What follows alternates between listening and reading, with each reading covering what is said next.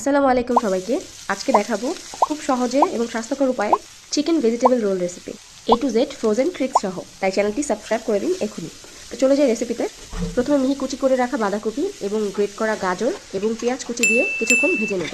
Add করে দেবো কাঁচামরিচ বাটা, আদা রসুন বাটা, স্বাদমতো লবণ দিয়ে আরেকটু ভাজা ভাজা করে নেব যে পর্যন্ত না সবজিগুলো নরম হয়ে আসছে। এরপর অ্যাড করে দেব গোলমরিচ গুঁড়ো, ম্যাগি মশলা, সয়া সস এবং টমেটো সস। নাড়াচাড়া করে মিশিয়ে আদা রসুন বাটা, গরম মশলা গুঁড়ো, লবণ এবং হলুদ মরিচ গুঁড়ো দিয়ে সেদ্ধ করে রাখা চিকেন দিয়ে দিব।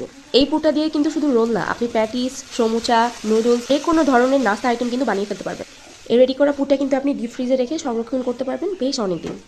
এ পর্যায়ে বাইন্ডিংয়ের জন্য হাফ কাপ পানিতে 1 টেবিল চামচ কর্নফ্লাওয়ার ও 1 টেবিল চামচ গুঁড়ো দুধ দিয়ে গুলিয়ে দিয়ে দিব। এরপর নেড়েচেড়ে একত্রে সব কিছু মিশিয়ে নিব। টেস্টটা ব্যালেন্স করার জন্য দিয়ে দিব সামান্য টেস্টিং সল্ট এবং ধনেপাতা। টেস্টিং সল্টটা সম্পূর্ণ অপশনাল, চাইলে দিতে পারেন, চাইলে স্কিপও করতে পারেন। এরপরে শুকনো শুকনো করে নামিয়ে ফেলবো। নামিয়ে একটু ঠান্ডা করে নিব। এরপর চলে যাব রোলের শীট বানাতে। শীটের জন্য 3 টেবিল চামচ ময়দার সাথে 2 টেবিল চামচ চালের গুঁড়া এবং পরিমাণ মতো লবণ দিয়ে একটা ব্যাটার বানিয়ে নিব। পানিটা অল্প অল্প করে অ্যাড করব যাতে কনসিস্টেন্সিটা একদম পাতলাও না হয়ে যায় এবং ঘনও না হয়ে যায়। ভিডিওতে দেখানো আছে ব্যাটারের ঘনত্বটা ঠিক কতটা হবে। ব্যাটারটা আরও স্মুথ করার জন্য ছাঁকনির সাহায্যে ছেঁকে নেব।